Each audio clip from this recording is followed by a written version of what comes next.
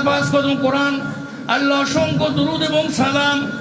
আল্লাহ তোমার বান্দারা ইখলাসের সাথে পাঠ করেছে আল্লাহ কোরআন খতম, এবং আমাদের এই দোয়ার হাদিয়াগুলো আল্লাহ তুমি মরহুম খালেদা জিয়ার রুহ মুবারক পৌঁছাইয়া দিও। ইয়া আল্লাহ তার কবরটাকে তুমি জান্নাতের বাগিচা বানিয়ে দাও। আল্লাহ তোমার বান্দা দুনিয়া থেকে বিদায় নেওয়ার কারণে কত মানুষ আল্লাহ দোয়া করতেছে, আল্লাহ প্রত্যেকের দোয়াগুলো তুমি কবুল আর মঞ্জুর করে নাও। ইয়া আল্লাহ তিনি 3 বারে প্রধানমন্ত্রী ছিলেন, আল্লাহ রাষ্ট্রীয় দায়িত্ব পালন করতে গিয়ে যত আমল করেছেন, যত ভালো কাজ করেছেন দেশের কল্যাণে, সমস্ত কাজগুলিকে আল্লাহ তুমি সদকা জারি হিসেবে কবুল করে নাও।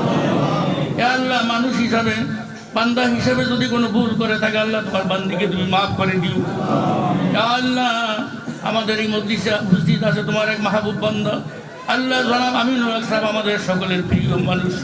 আল্লাহ তার বান্দাকে তুমি বিপুল ভোটে বিজয় দান করে যেন আমাদের এই মিরপুর পল্লবী রূপনগরবাসী আল্লাহ তারা যেন এমপি হিসাবে আমরা পাই এবং মন্ত্রী হিসাবে আল্লাহ তুমি কবুল করে নিব।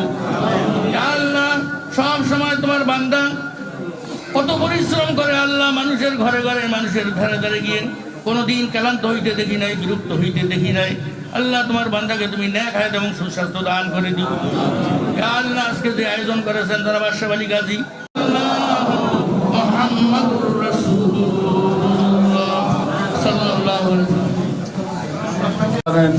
আমাদের দেশ নেত্রী বেগম খালেদা জিয়া গণতন্ত্রের পুনরুদ্ধারের মা, mother of democracy Begum Khaleda Zia 30শে ডিসেম্বর শেষ নিঃশ্বাস ত্যাগ করেছেন। আমরা তার রুহুর মাগফিরাত কামনায় আজকে এই দোয়ার আয়োজন করেছি।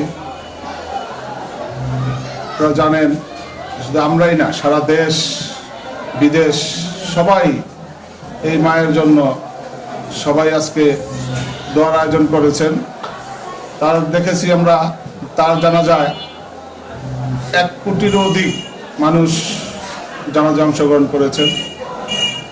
মানুষের একটা কথা আছে যে জানাজায় যত লোক হয় আল্লাহ তারা অতটাই মাফ করে দেন। আমরা এটাই করতে পারি যে এই যে আলেম ওলামাদের পক্ষে একমাত্র উনিই ছিলেন এই দেশ। আজকে এই দেশের গণতন্ত্র বাঁচাইতে যায় উনি অকালে মৃত্যুবরণ করেছেন।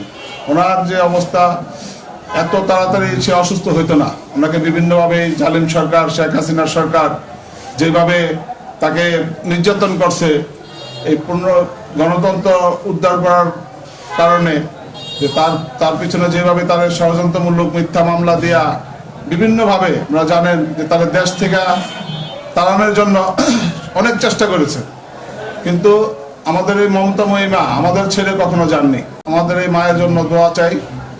এই দোয়ার জন্য আজকে আমরা এই দোয়ার আয়োজন করেছি।